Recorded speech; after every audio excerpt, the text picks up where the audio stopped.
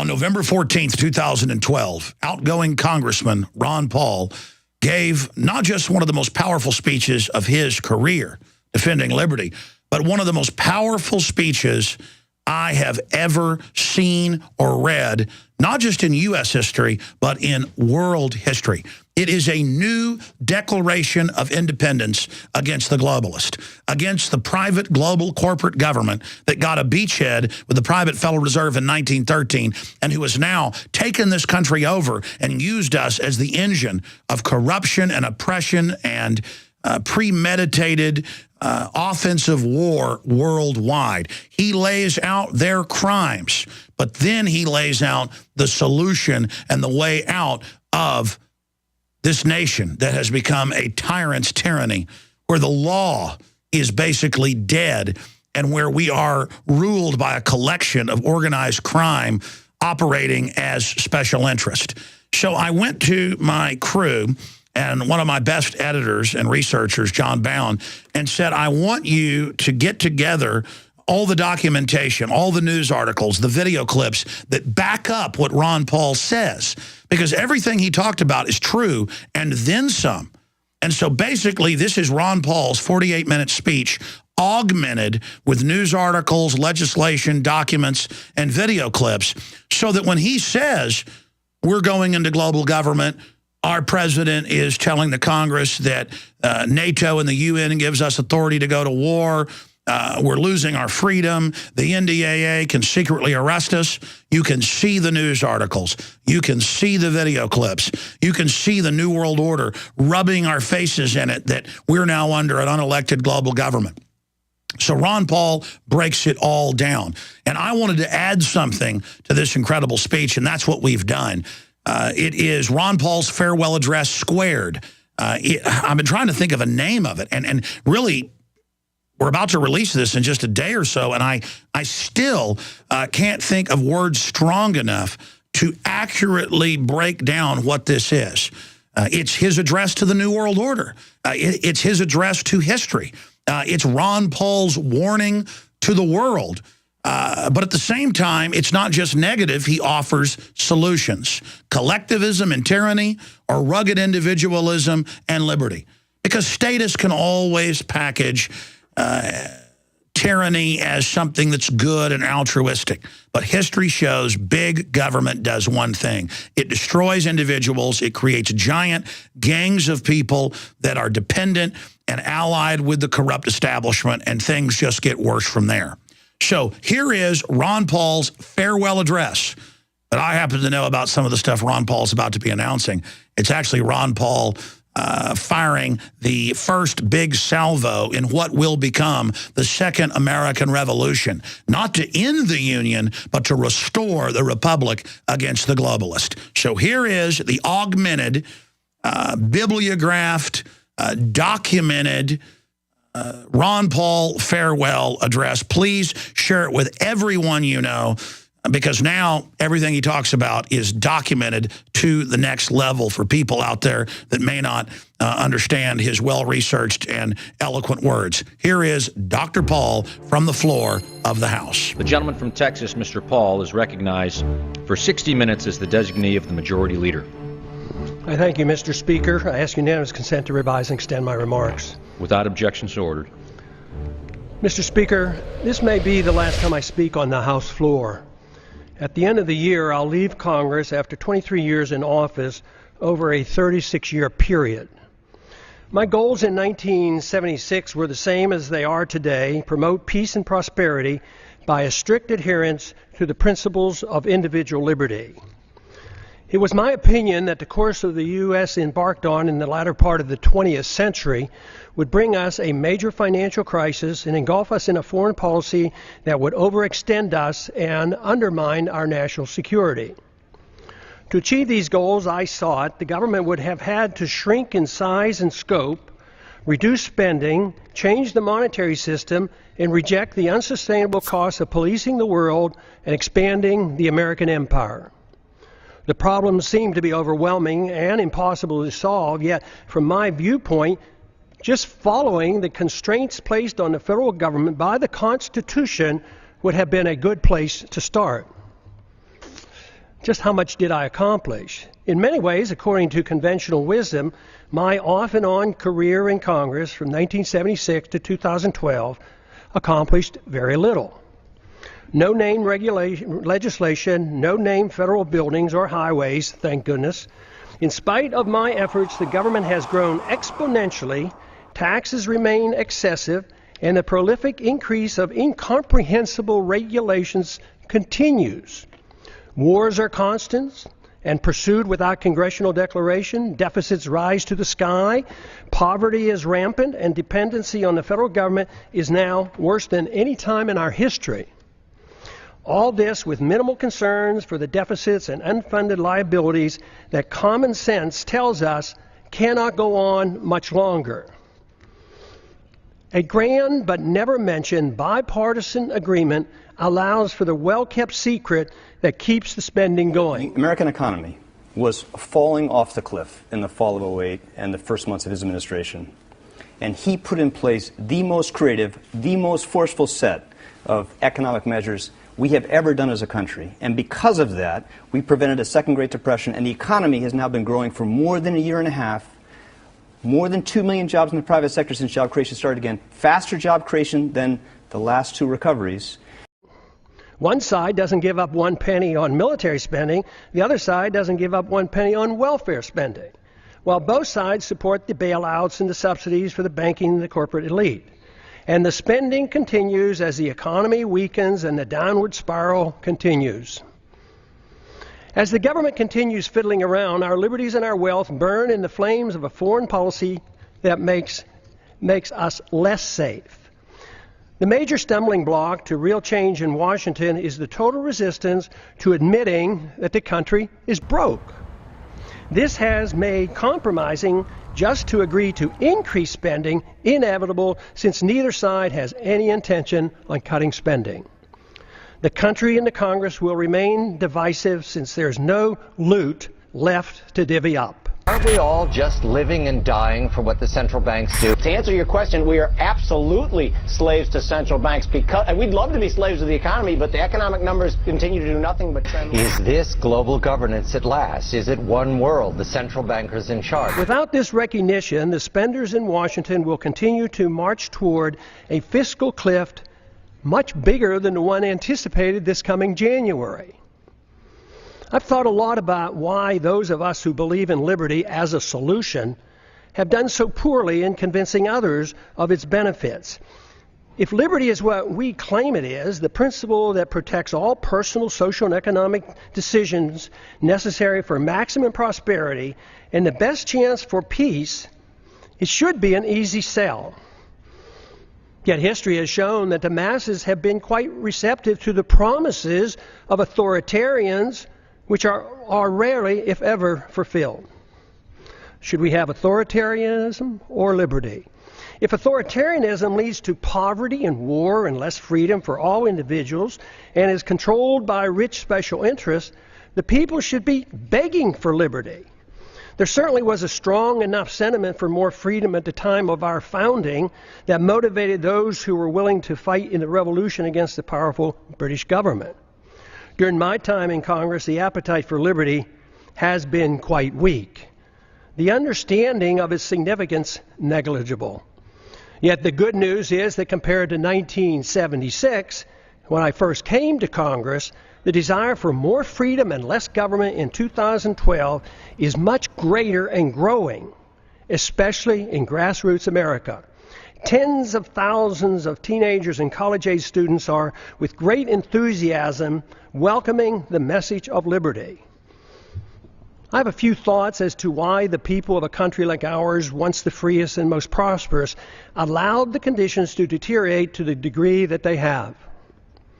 Freedom, private property, and enforceable voluntary contracts generate wealth. In our early history, we were very much aware of this. But in the early part of the 20th century, our politicians promoted the notion that the tax and monetary system had to change. If we were to involve ourselves in excessive domestic and military spending, that is why Congress gave us the Federal Reserve and the income tax. The majority of Americans and many government officials agreed that sacrificing some liberty was necessary to carry out what some claim to be progressive ideas. This is public property? No, it's not actually. You can't cooperate, you need to leave. Pure democracy became acceptable. They failed to recognize that what they were doing was exactly opposite of what the colonists were seeking when they broke away from the British. Some complain that my arguments make no sense, since great wealth and the standard of living improved for many Americans over the last 100 years, even with these new policies. But the damage to the market economy and the currency has been insidious and steady. It took a long time to consume our wealth, destroy the currency, and undermine productivity, and get our financial obligations to a point of no return. Confidence sometimes lasts longer than deserved. Most of our wealth today depends on debt. The wealth that we enjoyed and seemed to be endless allowed concern for the principle of a free society to be neglected. As long as most people believed the material abundance would last forever, worrying about protecting a competitive, productive economy and individual liberty seemed unnecessary. The age of redistribution. This neglect ushered in an age of redistribution of wealth by government, kowtowing to any and all special interests, except for those who just wanted to be left alone. That is why today, money in politics far surpasses money currently going into research and development and productive entrepreneurial efforts. The material benefits became more important than the understanding and promoting the principles of liberty and a free market. It is good that material abundance is a result of liberty, but if materialism is all that we care about, problems are guaranteed. The crisis arrived because the illusion that wealth and prosperity would last forever has ended. Since it was based on debt and a pretense that debt can be papered over by an out-of-control fiat monetary system, it was doomed to fail. We have ended up with a system that doesn't produce enough even to finance the debt, and no fundamental understanding of why a free society is crucial to reversing these trends. If this is not recognized, the recovery will linger for a long time. Bigger government, more spending, more debt, more poverty for the middle class, and a more intense scramble by the elite special interests will continue. We need an intellectual awakening. Without an intellectual awakening, the turning point will be driven by economic law. A dollar crisis will bring the current out-of-control system to its knees. If it's not accepted that big government, fiat money, ignoring liberty, central economic planning, welfarism, and warfarism caused our crisis, we can expect a continuous and dangerous march toward corporatism and even fascism, with even more loss of our liberties. Prosperity for a large middle class, though, will become an abstract dream. This continuous move is no different than what we have seen in how our financial crisis of 2008 was handled. Congress first directed, with bipartisan support, bailouts for the wealthy. Then it was the Federal Reserve with its endless quantitative easing. If at first it doesn't succeed, try again. QE1, QE2, QE3, and with no results, we try QE indefinitely. That is, until it too fails. There is a cost to all of this, and let me assure you, delaying the payment is no longer an option. The rules of the market will extract its pound of flesh, and it won't be pretty. The current crisis elicits a lot of pessimism, and the pessimism adds to less confidence in the future. The two feed on themselves, making our situation worse. If the underlying cause of the crisis is not understood, we cannot solve our problems. The issue of warfare and welfare, deficits, inflationism and corporatism, bailouts and authoritarianism cannot be ignored. By only expanding these policies, we cannot expect good results. Everyone claims support for freedom, but too often it's for one's own freedoms and not for others. Too many believe that there must be limits on freedom.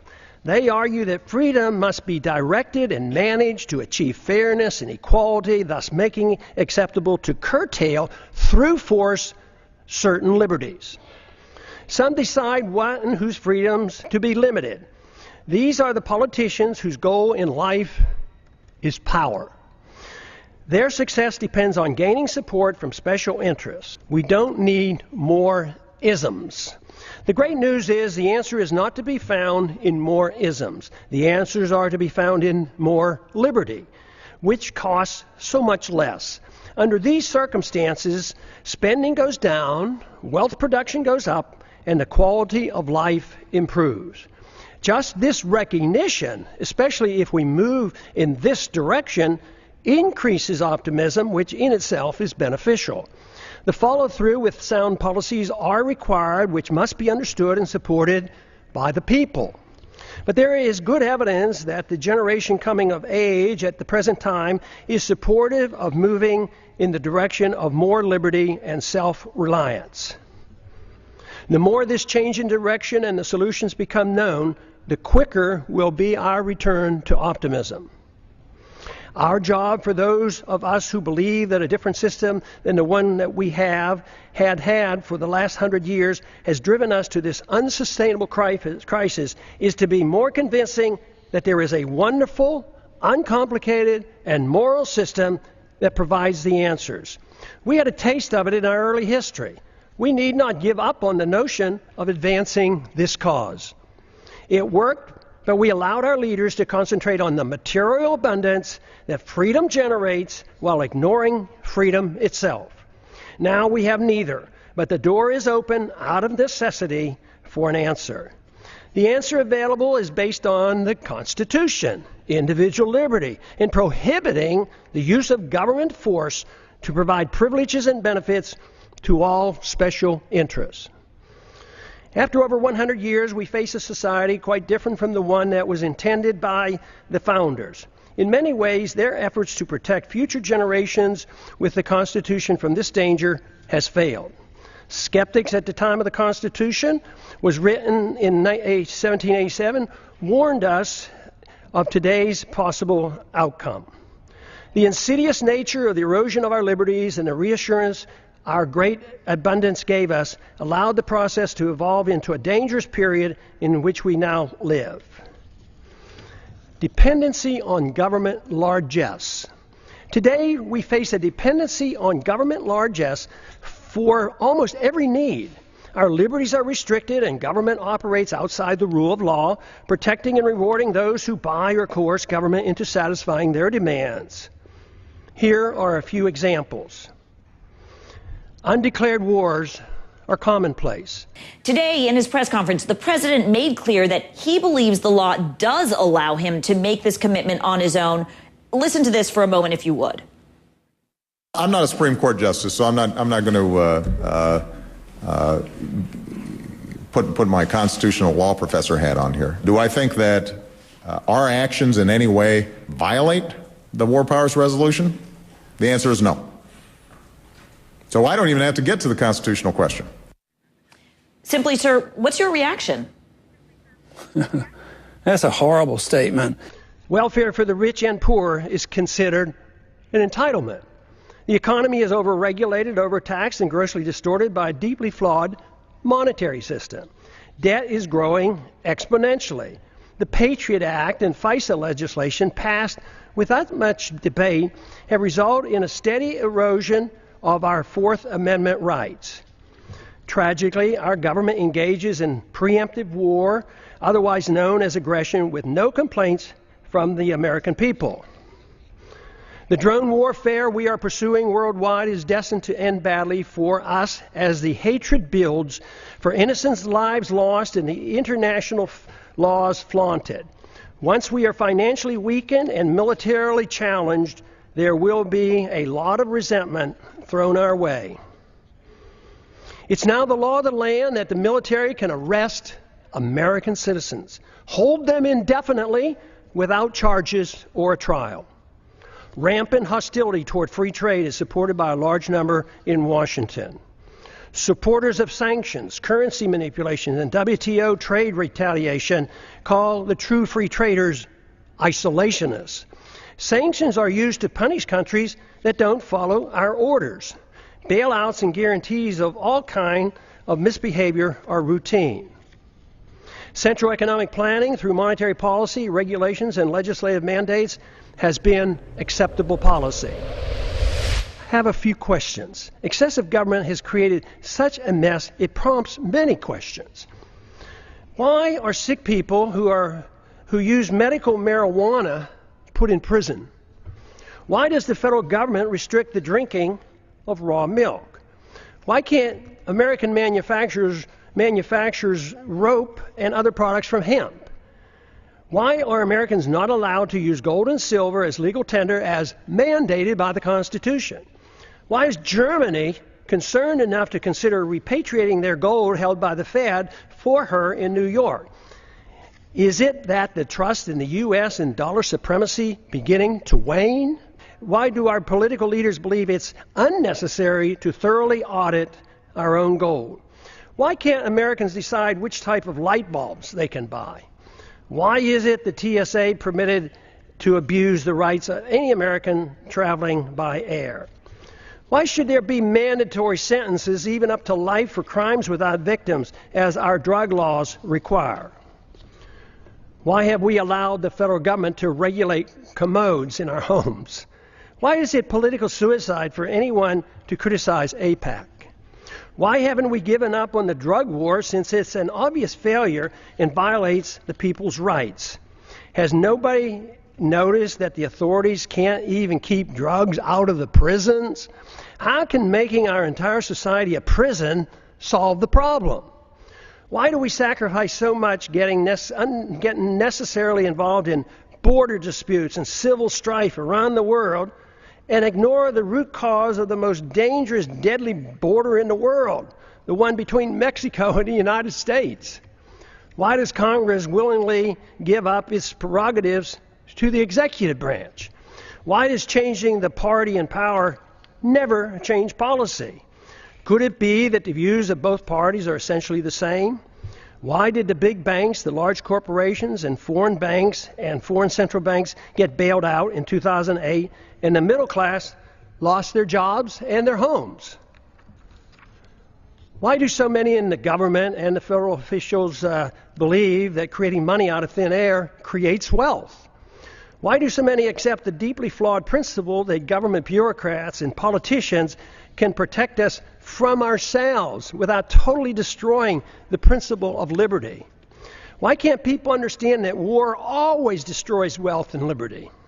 Why is there so little concern for the executive order that gives the president authority to establish a kill list, including American citizens, of those targeted for assassination? Why is patriotism thought to be blind loyalty to the government and the politicians who run it, rather than loyalty to the principles of liberty and support for the people? Real patriotism is a willingness to challenge the government when it's wrong. Why is it claimed that if people won't or can't take care of their own needs, that people in government are able to do it for them? Why did we ever give the government a safe haven for initiating violence against the people? Why do so many members defend free markets but not civil liberties? Why do so many members defend civil liberties but not free markets? Aren't they the same? Why don't more defend both economic liberty and personal liberty? Why are there not more individuals who seek to intellectually influence others to bring about positive changes, those who seek changes, than those who seek power to force others to obey their commands? Why does the use of religion to support a social gospel and preemptive wars, both of which require authoritarians to use violence or the threat of violence, go unchallenged? Aggression and forced redistribution of wealth has nothing to do with the teachings of the world's great religions. Why do we allow the government and the Federal Reserve to disseminate false information dealing with both economic and foreign policy? Why is democracy held in such high esteem when it's the enemy when it's the enemy of the minority and makes all rights relative to the dictates of the majority. Why should anyone be surprised that Congress has no credibility since there's such a disconnect between what politicians say and what they do? Is there any explanation for all the deception, the unhappiness, the fear of the future, the loss of confidence in our leaders, the distrust and the anger and frustration? Yes, there is. And there's a way to reverse these attitudes. The negative perceptions are logical and a consequence of bad policies bringing about our problems. Identification of the problems and recognizing the cause allow the proper changes to come easily. We should have more trust in ourselves, less in the government. Too many people have far too long placed too much confidence and trust in government and not enough in themselves. Fortunately, many are now becoming aware of the seriousness of the gross mistakes of the past several decades. The blame is shared by both political parties. Many Americans now are demanding to hear the plain truth of things and want the demagoguing to stop. Without this first step, solutions are impossible.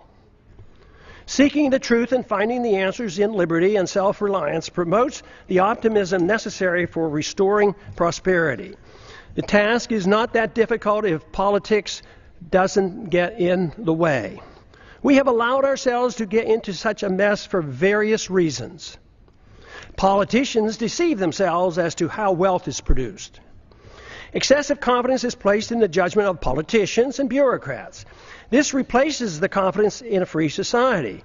Too many in high places of authority became convinced that only they, armed with arbitrary government power, can bring about fairness while facilitating wealth production.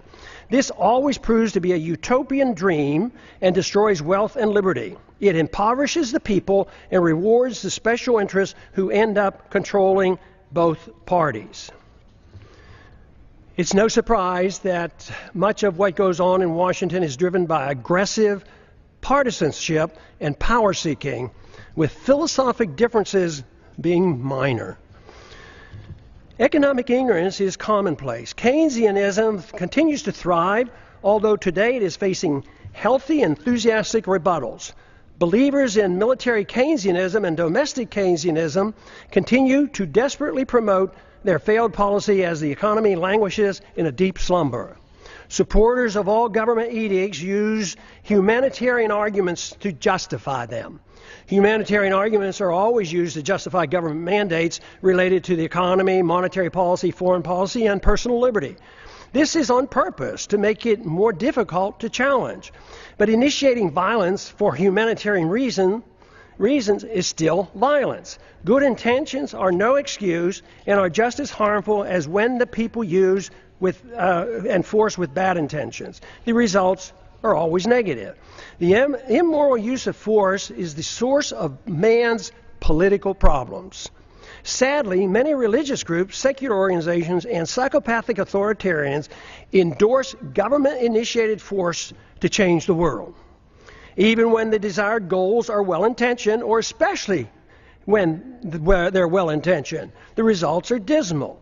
The good results sought never materialize. The new problems created require even more government force as a solution. The net result is institutionalizing government-initiated violence and morally justifying it on humanitarian grounds.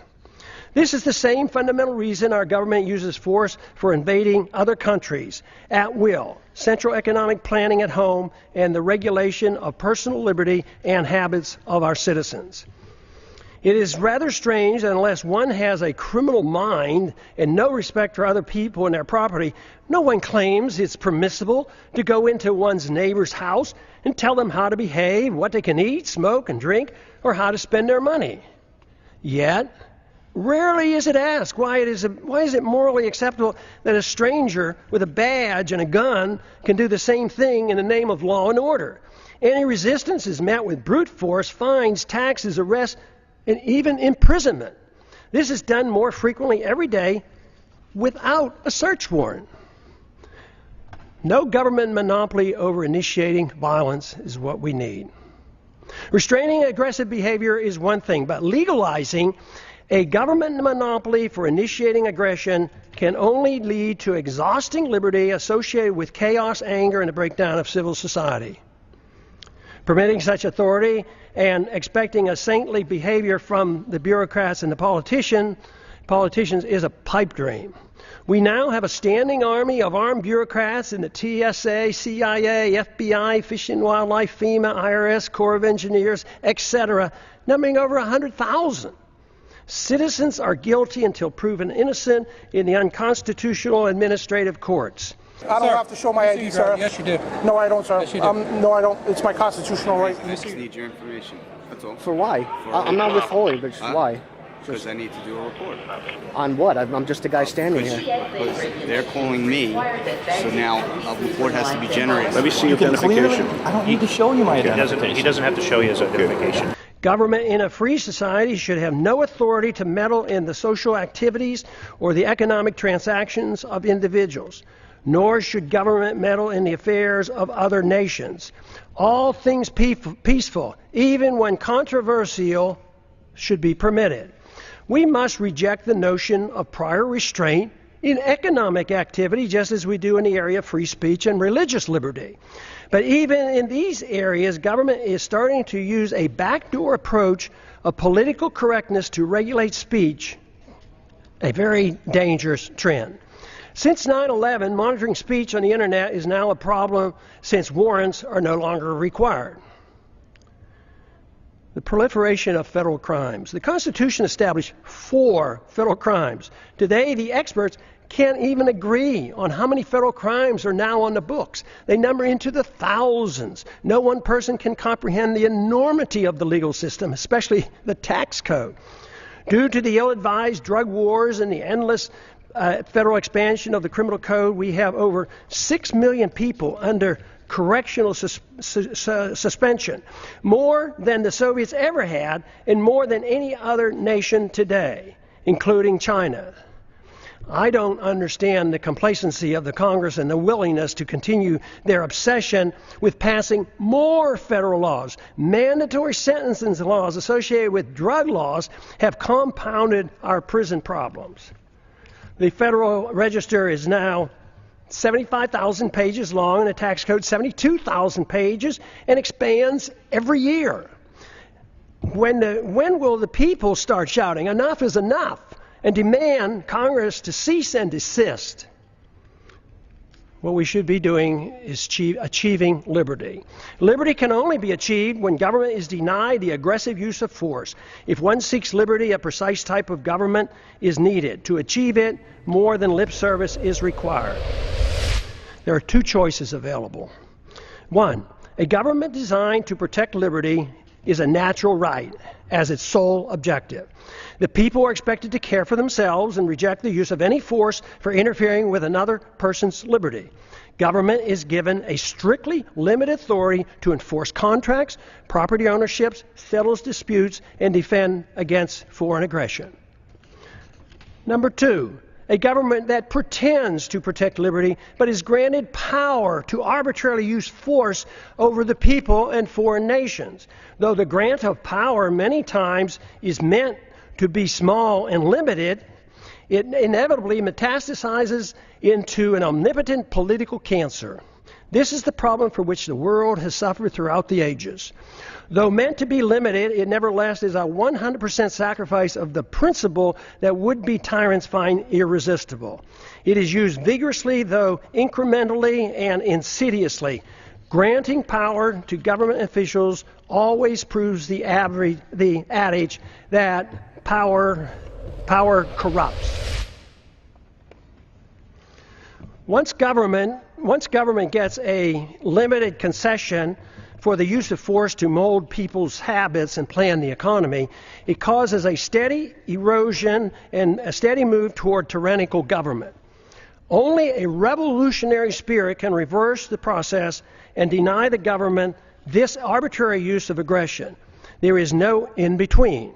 Sacrificing a little liberty for imaginary safety always ends badly. Today's mess is a result of Americans accepting option number 2, even though the founders attempted to give us option number 1. The results are not good. As our liberties have been eroded, our wealth has been consumed. The wealth we see today is based on debt and a foolish willingness on the part of foreigners to take our dollars for goods and services. Then they loan them back to us to perpetuate our debt system. It's amazing that it has worked for this long, but the impasse in Washington in solving our problems indicate that many are starting to understand the seriousness of this worldwide debt crisis and the dangers we face. The longer this process continues, the harsher the outcome will be. The financial crisis is actually a moral crisis. Many are acknowledging that a financial crisis looms, but few understand it's in reality a moral crisis. It's the moral crisis that has allowed our liberties to be undermined and permits the exponential growth of illegal government power. Without a clear understanding of the nature of the crisis, it will be difficult to prevent a steady march toward tyranny and the poverty that will accompany it. Ultimately, the people have to decide which form of government they want, option number 1 or option number 2. There is no other choice. Claiming there is a choice of a little tyranny is like describing pregnancy as a touch of pregnancy. It is a myth to believe that a mixture of free markets and government central economic planning is a worthy compromise. What we see today is a result of that type of thinking, and the results speak for themselves. A culture of violence. Americans now suffer from a culture of violence. It is easy to reject the initiation of violence against one's neighbor, but it's ironic that the people arbitrarily and freely anoint government officials with monopoly power to initiate violence against the American people, practically at will. Because it's the government that initiates force, most people accept it as being legitimate. Those who exert the force have no sense of guilt. It is believed by too many, that governments are morally justified in initiating violence supposedly to do good. They incorrectly believe that this authority has come from the consent of the people. The minority, or victims of government violence, never consented to suffer the abuse of government mandates, even when dictated by the majority. Victims of TSA excesses never consented to this abuse. This attitude has given us a policy of initiating war to do good as well. It is claimed that war to prevent war for noble purposes is justified. This is similar to what we were once told that, quote, destroying a village to save a village, close quote, was justified. It was said by a U.S. Secretary of State that the loss of 500,000 Iraqis, mostly children, in the 1990s as a result of American bombs and sanctions was worth it to achieve the good we brought to the people of Iraq. And look at the mess that Iraq is in today. Government use of force to mold social and economic behavior at home and abroad has justified individuals using force on their own terms. The fact that violence by government is seen as morally justified is the reason why violence will increase when the big financial crisis hits and becomes a political crisis as well. First, we recognize that individuals shouldn't initiate violence. Then we give the authority to the government. Eventually, the immoral use of government violence, when things go badly, will be used to justify an individual's right to do the same thing. Neither the government nor individuals have the moral right to initiate violence against another, yet we are moving toward the day when both will claim this authority. If this cycle is not reversed, society will break down. When needs are pressing and conditions deteriorate and rights become relative to the demands and the whims of the majority, it's then not a great leap for individuals to take it upon themselves to use violence to get what they claim is theirs. It's not right! It's not right! It's not right what y'all doing!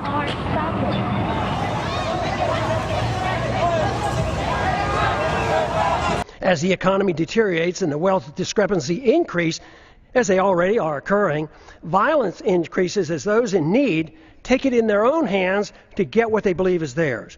They will not wait for a government rescue program.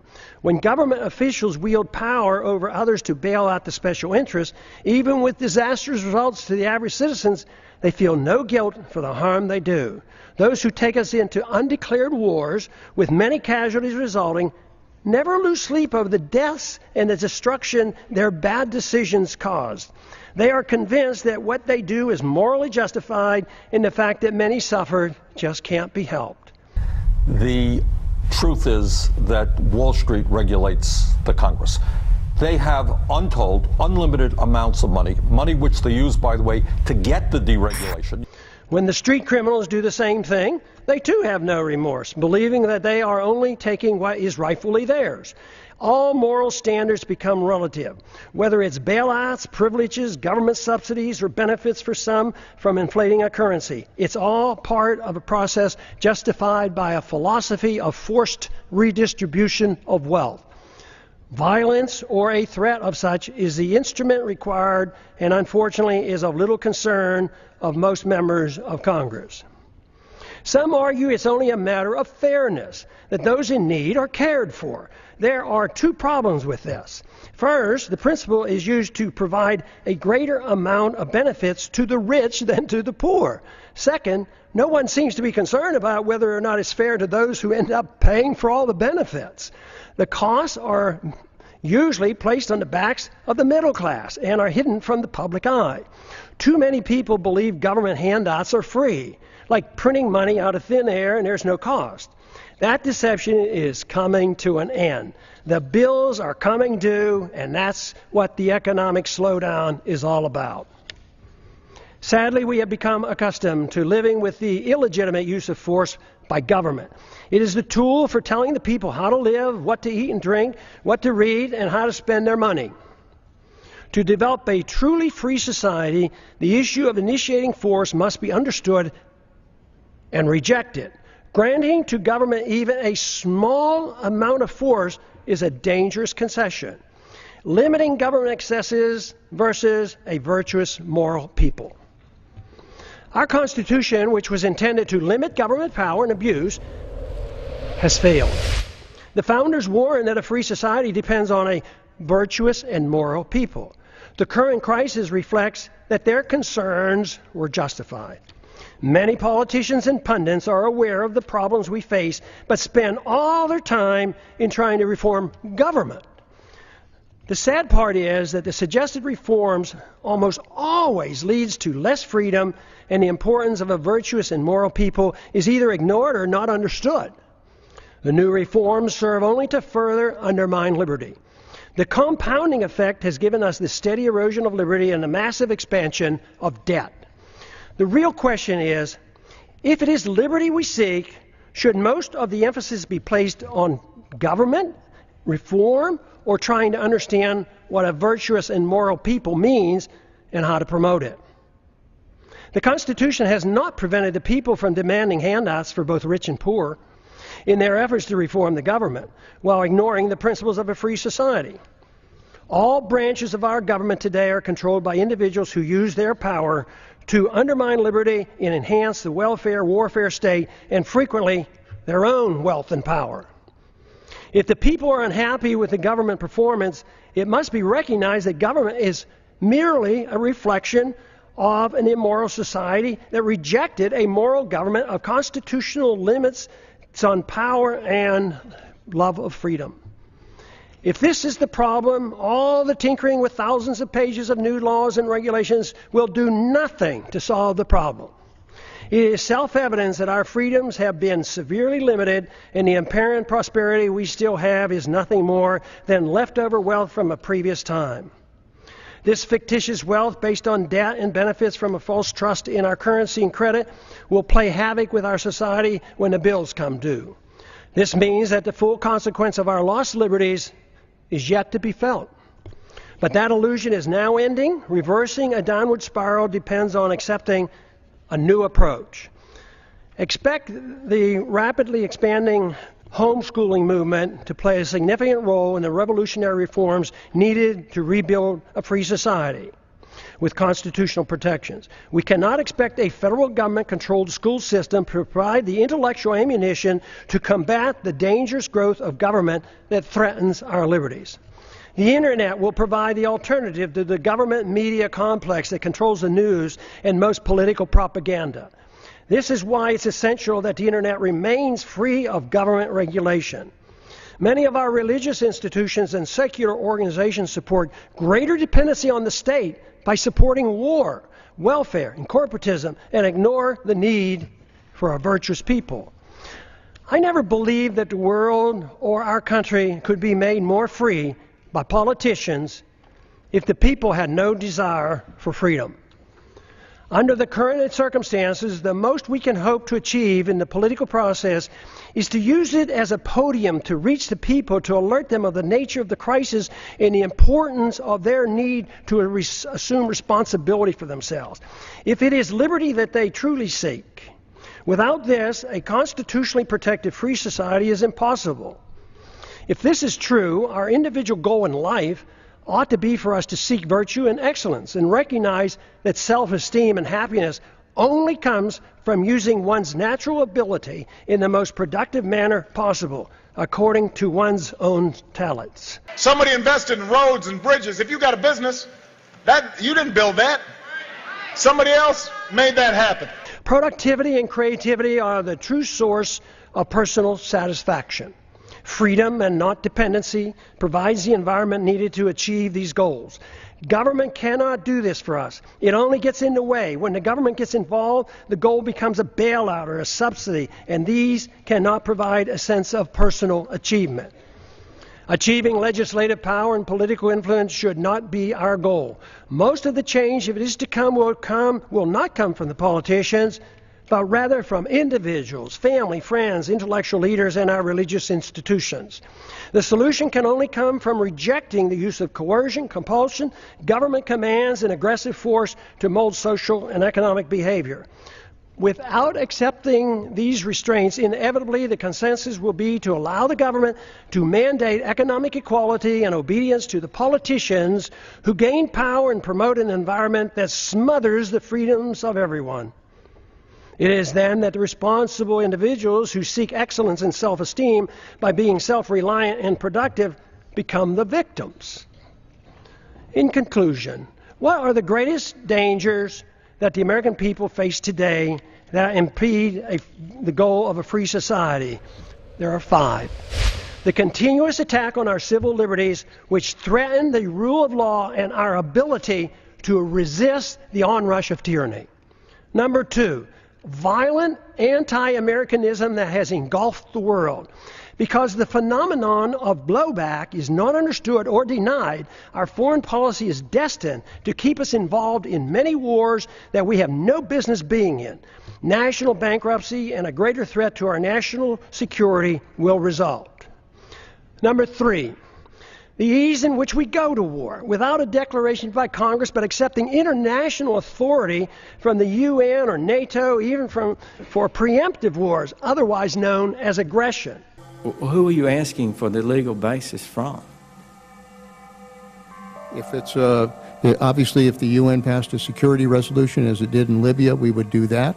If NATO came together, as we did in Bosnia, we would rely on that. So, we have options here. Number 4, a financial political crisis as a consequence of excessive debt, unfunded liabilities, spending, bailouts, and gross discrepancy in wealth distribution going from the middle class to the rich.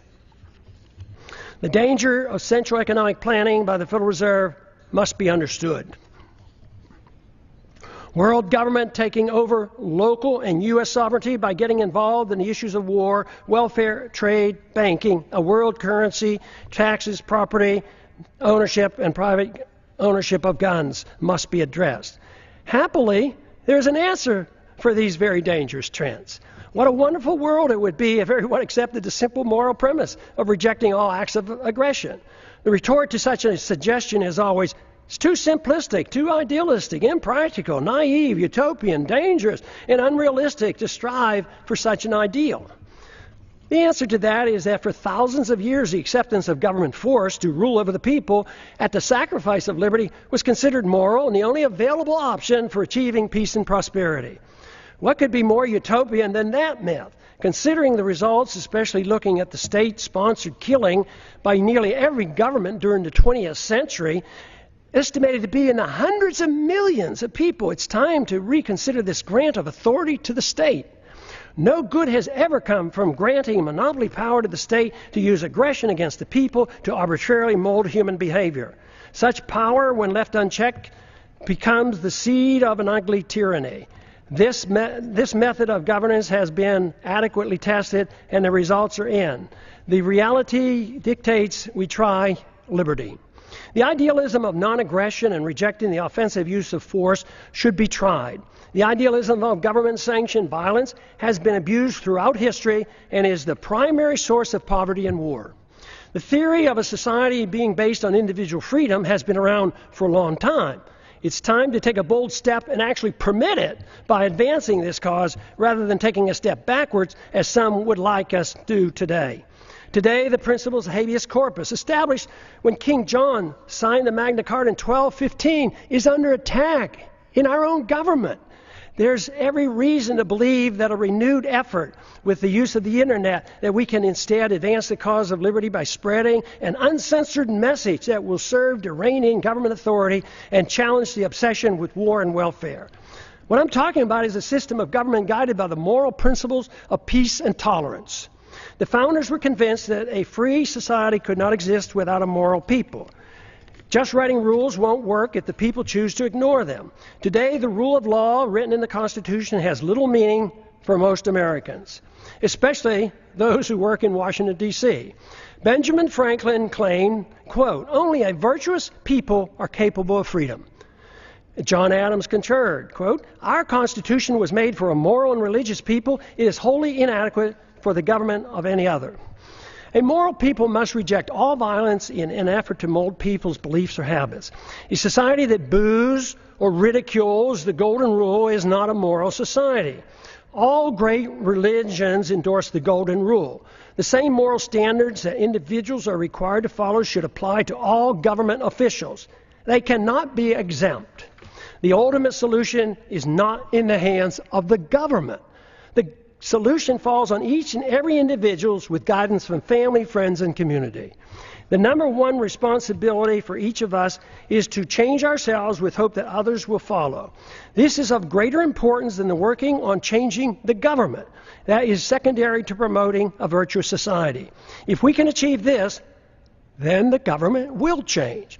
It doesn't mean that political action or holding office has no value. At times, it does nudge policy in the right direction. But what is true is that when seeking office is done for personal aggrandizement, money, or power, it becomes useless if not harmful.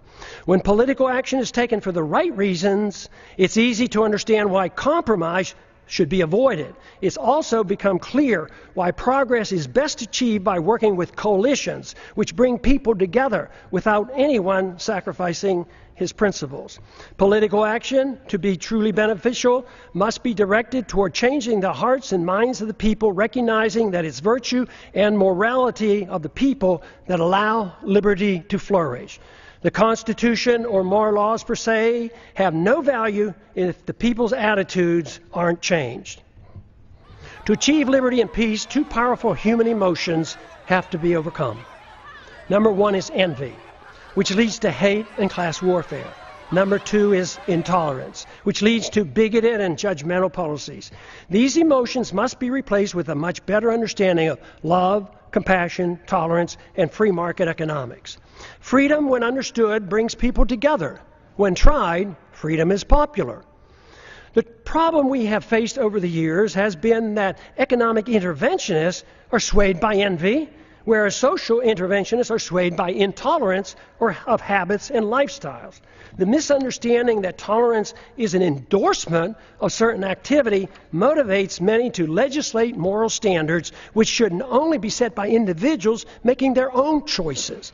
Both sides use force to deal with these misplaced emotions. Both are authoritarians. Neither endorses voluntarism. Both views ought to be rejected. I have come to one firm conviction after these many years of trying to figure out the plain truth of things. The best chance for achieving peace and prosperity for the maximum number of people worldwide is to pursue the cause of liberty. If you find this to be a worthwhile message, spread it throughout the land. And I yield back the balance of my time. It's back.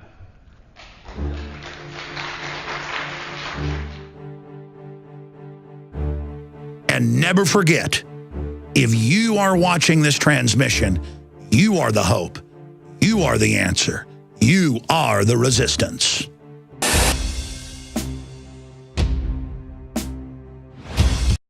Visit Infowars.com and PrisonPlanet.com. When you're on the site, you can also tune in 24 hours a day to my daily radio broadcast. There's also a free iPhone app to listen to the syndicated radio show when and where you want.